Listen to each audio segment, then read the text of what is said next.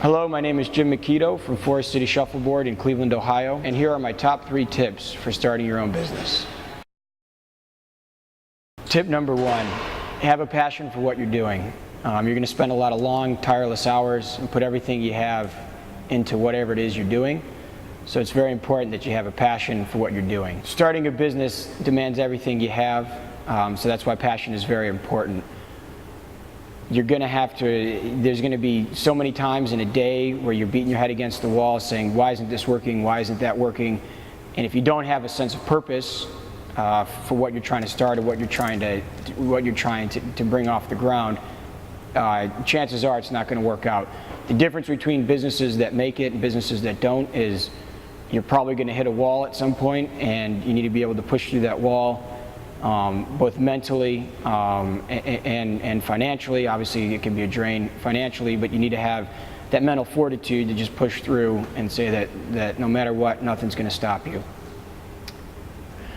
Tip number 2, make sure you have a really good marketing or branding package along with your business. Branding anywhere from interior design to website design to really just having an overall feel that you would like to have for your location, for your business, whether it's you're selling goods online, you're a bar, you're a restaurant. You want your brand to be very wholesome in its approach and not kind of be all over the place.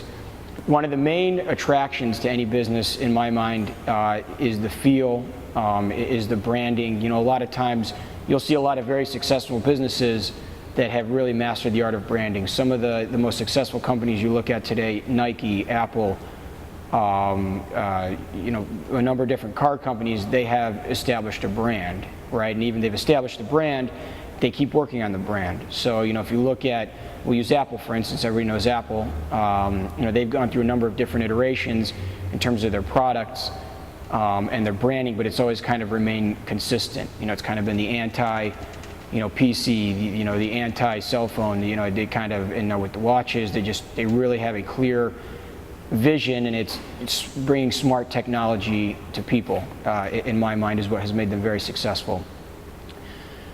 When you walk into a place, sometimes, you know, you can be having the greatest steak of your life, but you look around and it's kind of all over the place. They've got, you know, sports pennants on the walls next to vinyl records, next to pictures of celebrities, and you kind of say, well, there needs to kind of be a main theme here, a main focus.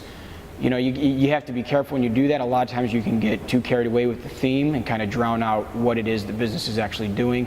But you know, if you're on a beachside resort, you know, come up with something nautical but not overly nautical.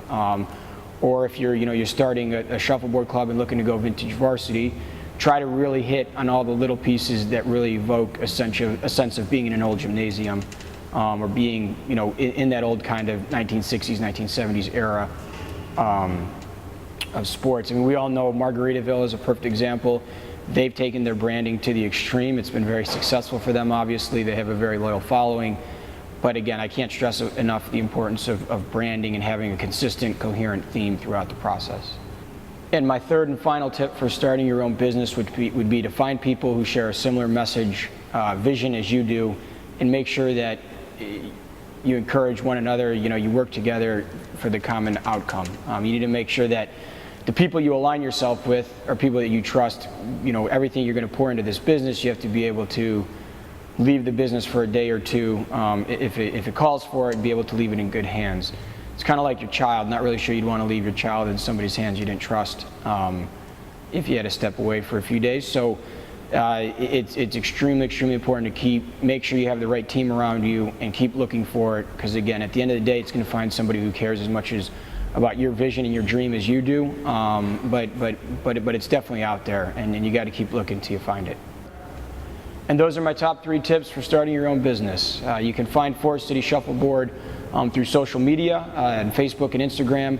Also at our website, www.forestcityshuffle.com, and we are located at West 45th and Lorraine, across from the Go Media building in Cleveland, Ohio.